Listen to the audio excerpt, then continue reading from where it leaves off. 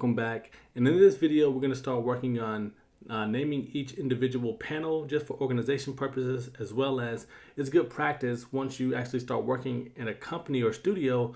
These files are going to be handed down a pipeline and workflow, and it's easier for everyone that way. So let's get into it.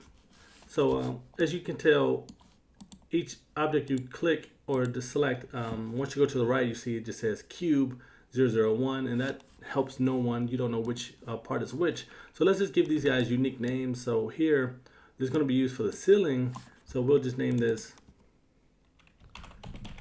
ceiling underscore panel.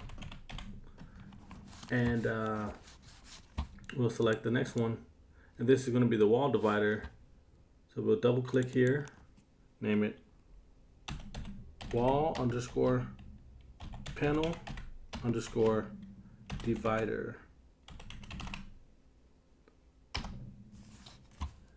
This is a corner piece, right? So let's select this wall underscore panel underscore corner. This is the default wall panel, so we'll just name this wall underscore panel underscore default. Enter.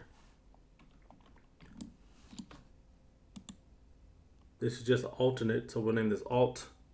So let's just select it here, double click, wall underscore panel underscore alt underscore 1.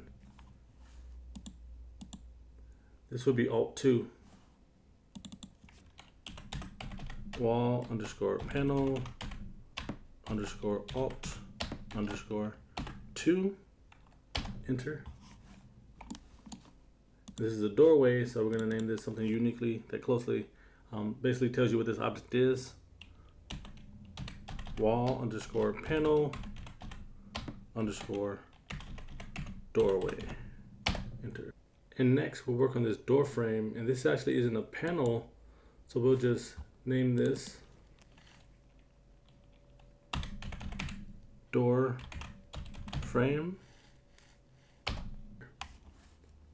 This is going to be a window panel, so we'll name this wall underscore panel underscore window.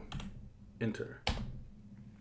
Now, before we end this video, one thing that's worth mentioning is typically you'll make a high poly and a low poly version of each object on the scene. So once you move forward to baking, you can bake the high poly detail onto the low poly model. But in this case, these are relatively simple models right now. So for the walls, we don't need to make a high poly, right? So with that being said, we're pretty much done as far as the naming convention. And in the next video, we'll start working on UVs. So I'll catch you in the next one.